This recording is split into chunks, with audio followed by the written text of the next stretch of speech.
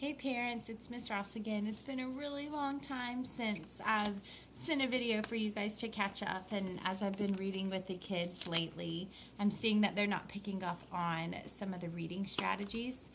With your baggy books, I've sent home a little yellow bookmark that gives some strategies that we work with in small groups, and these strategies are supposed to help you as they are reading the baggy books to be able to remind them how to work their way through a book.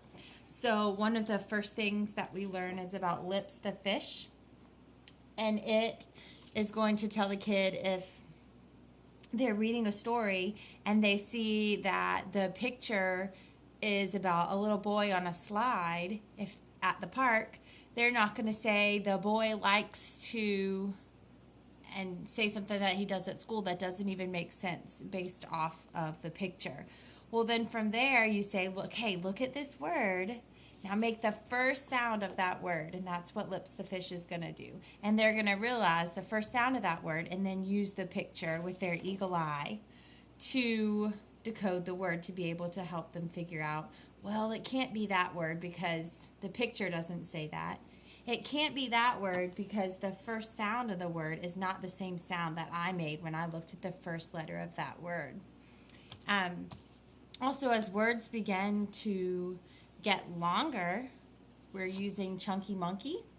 And Chunky Monkey allows the kids to look for words that they know inside. So we often look at a word, maybe like calling, and they take this word and they look at it. And when I'm reading with them, the way that I help them is I cover up a chunk that they should know. So if I were reading with them, I would cover up this part and just show them this. And I would say, is that a word that you can sound out, or maybe a word that you see a lot that you know? And they would say, all. And then I'm going to slowly start taking things away, and I'm going to add, okay, we'll say this sound, k, all. And now they've got that. And then they should know the last chunk as well, ing, and then ed, they know that chunk as well, to then be able to blend a longer word, to be able to read a longer word.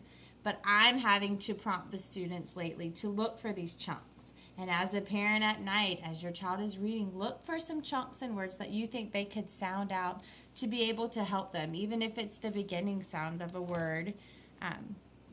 Gives them a hint, and oftentimes they can use other clues like the pictures and that beginning sound to be able to figure out the word.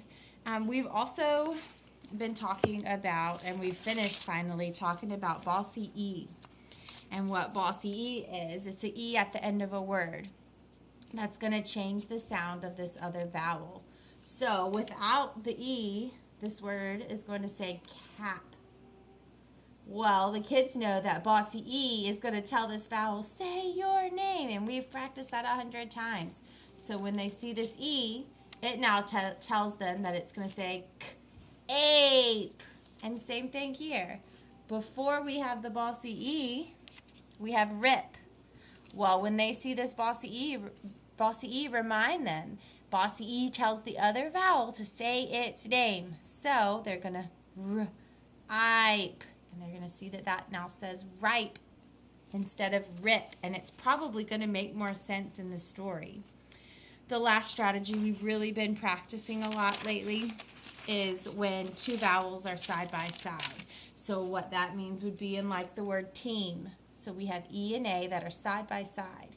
And the kids have a little poem, and we say when the two vowels go a-walking, the first one does the talking. So they're going to look, and as we're reading, if they get stuck on a word, and as a teacher or as a parent, you can now look at this and say, oh, I noticed there's two vowels there. So a hint that you can give them is, I see two vowels. And the kids are probably going to start singing, when two vowels go a-walking, the first one does the talking. So the word, when they sound it out now, instead of t, e, a, they're learning that letters work together. So when they sound it out, it's going to say t, eem. And I think that's where a lot of our friends are stuck when sounding out words. They're not blending and using things like Bossy E, or when two vowels go a-walking, the first one does the talking. They're not using that, and they're sounding out the words, the letters separately, and they're not using these skills that we've been learning. So I wanted to show them to you so that you can now use some of these as you're reading with your child at night.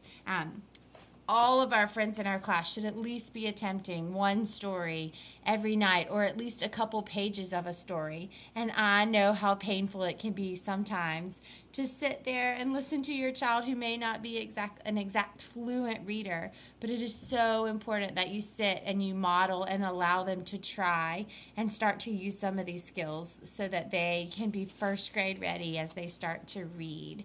Email me if you have any more questions, and as we begin to practice and learn more strategies, I'll do better about sending it home so that you know exactly what we're working on and things that you can say to prompt your child as you are reading.